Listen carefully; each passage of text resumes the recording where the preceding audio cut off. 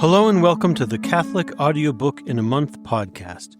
My name is William Wilson, and today is day 25 of Abandonment to Divine Providence by Father Jean-Pierre de Caussade. Today I will be reading Appendix 1, a very easy means of acquiring peace of heart by Father Surin. I'll start by reading a quick bio. This is from the Catholic Encyclopedia, available on newadvent.org. Father Jean-Joseph Surin, born 1600, died at Bordeaux, 1665. He belonged to the Society of Jesus and enjoyed great celebrity for his admirable virtues, his trials, and his talents as a spiritual director. At age 8, he took a vow of chastity. At 10, he was taught to meditate by a Carmelite. Having been sent to Loudun to exorcise certain Ursulines, tormented by the evil one, he was so horrified at the terrible sacrileges intended for 3 desecrated hosts that he immediately made an offering of his own self to be possessed by demons in expiation for this frightful crime. His prayer was granted, and for more than 20 years he was harassed by evil spirits, plunged in the depths of despair over his eternal damnation. At times he was unable to use his hands, his feet, his eyes, his tongue, or was impelled to commit 1,000 extravagances, which even the most charitably inclined deemed foolish. The wrong impression under which he labored at such times caused him the greatest joy. At no time, however, did this state of obsession prevent his devoting himself to preaching. It is true he was unable to prepare himself for this by any reading or study, but on entering the pulpit and making the sign of the cross, a wonderful transformation was manifest. His vigorous mind instantly gained the ascendancy. His powerful voice and facile oratory won universal attention and admiration. His physician declared it miraculous. Even in writing or dictating his works, he seemed gifted with divine inspiration. He was healed 8 years before his death and was thenceforth absorbed in the abundance of divine communications. In today's reading, we will hear about his 8 rules which help a soul to practice self-abandonment. Let's get started.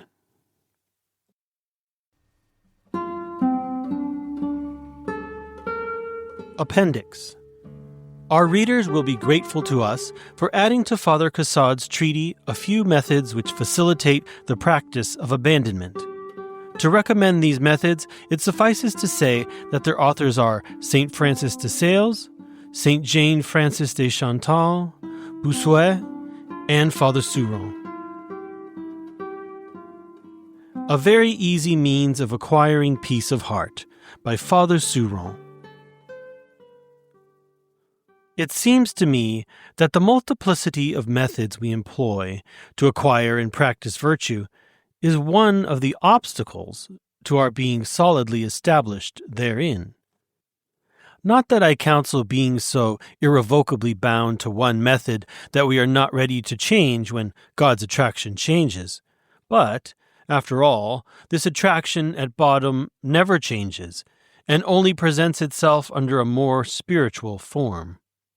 They who will be faithful to the following rules will have no difficulty in practicing the virtues appropriate to the circumstances, the time and the place in which they find themselves, and in relishing in the exercise of these virtues the peace and holy liberty of the children of God.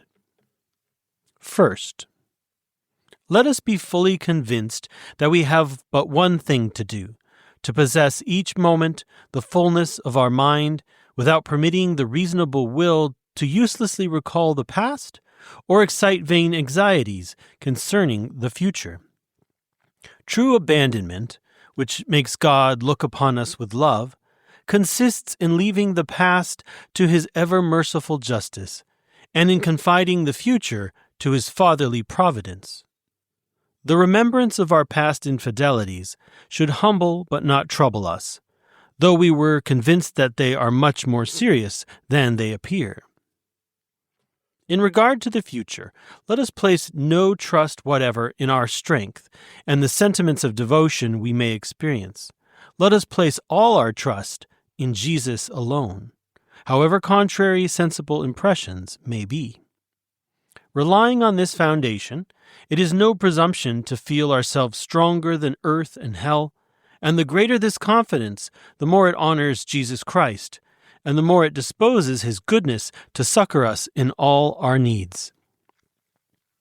Second, we shall sanctify the present moment by renewing as frequently as we shall feel it needful the act of recollection which we must have made the first time with all the fervor of which we are capable. But this recollection should be very peaceful, and dwell in the depths of the soul more than in the sensible part. Third, we can remain faithful to this recollection only on condition that we frequently examine the interior and exterior condition of our soul. As soon as we discover in her any irregularity, however small, or in any degree displeasing to God, we should proceed to restore order with a heart as tranquil as if we had never failed, without disquieting ourselves with reflections springing from self-love, vexation at the fault committed, or from a pretext of livelier contrition. These sentiments can only retard our progress in virtue, for, while the soul amuses itself, caressing its chagrin and probing its past faults, this useless introspection paralyzes its action and disposes it to new falls. A peaceful regret for time ill-employed, united with an earnest endeavor to make better use of the present moment, is the true character of love of God. Fourth, the quickest means of attaining peace of heart is love of our own abjection and miseries, voluntary offense against God, however, excepted. This love of one's personal abjection derives profit from everything, even from falls, which should never discourage us. A soul that loves her own abjection laughs at discouragement and combats it with all her strength. Content to be of herself but impotence and misery, she rejoices that Jesus Christ possesses the fullness of all perfection, and that she cannot do without Him an instant. She would not, were it in her power, will to have any strength of herself, for her radical impotence for all good and her unceasing need of Jesus Christ set forth His divine attributes to greater advantage. This is the sole contentment of a soul that seeks only the glory of God. In this humble way, we advance in purity of divine love and in the extermination of our bad habits more rapidly in a week than we would in a year of unquiet vigilance. Very little experience of God's way will convince us of this, for self-love is the motive and end of those who yield to disquiet, while those who proceed with the calmness of which we have spoken rely on Jesus Christ. Now it is most evident that seeking only God's interest always gives strength, and that egotism, even spiritual egotism, being a disorder, is weakening. Fifth, the perfection of order is to be found in the complete fusion of our interests with those of God. Therefore, he who remains faithful to this sweet habit is not astonished to see himself assailed by every form of temptation. He bears the weary burden of them as the natural fruit of his misery, maintains in the depth of his heart a resigned acquiescence, and courageously drags this weary chain of his past without permitting himself to be troubled or cast down by the memory of his iniquities. When this thought assails him, he loses no time examining whence it came, nor how long it has lasted, for such an examination would be in itself a new distraction, more voluntary and injurious than the first. He is satisfied with humbling himself at sight of this infidelity, which, wholly involuntary as it is, proves, nevertheless, that his heart is not wholly fixed upon God.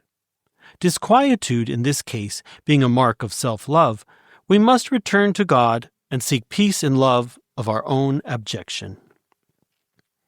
Sixth, we must follow the same rule in our relations with our neighbor and cause him to feel the truth of these words of our Savior, "My yoke is sweet and my burden light." No one who takes this yoke upon himself can fail to realize these words, for they are the utterance of eternal truth, the practice of which we have just spoken will inevitably cause us to taste its sweetness. Seventh, when this feeling of disquiet has passed and peace of mind is restored, it is well then to recall our past faults in order to humble and reprove ourselves. There is no one who should not feel the need of doing this.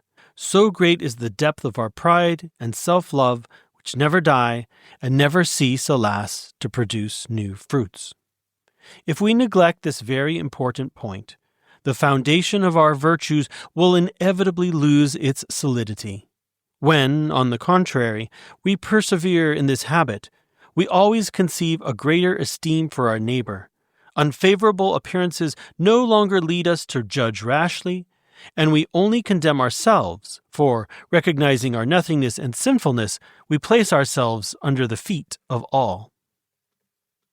Eighth, in considering our past faults, we must first see how we could have avoided falling. Then with a tranquil heart, lay before Jesus our misery and the will to be faithful to him, which he gives us. Finally, we must not vainly amuse ourselves with estimating the difficulty or the facility we experience in doing good. We must not go to God circuitously, but unceasingly rouse ourselves to that pure and generous disinterestedness which will lead us directly to his most loving and adorable majesty.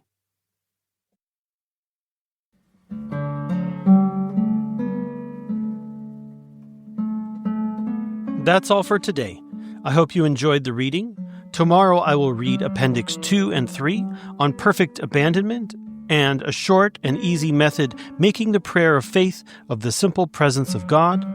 These were written by the 17th century bishop and theologian Bossuet. If you have enjoyed today's podcast, please subscribe, rate, share, and help us grow.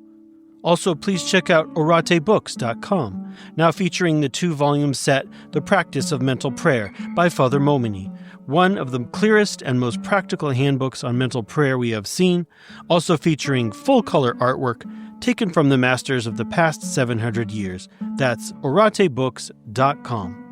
If you'd like to learn more about us, please visit oratepodcasts.com. That's ORATE podcasts.com. Thanks for listening, and I'll see you tomorrow.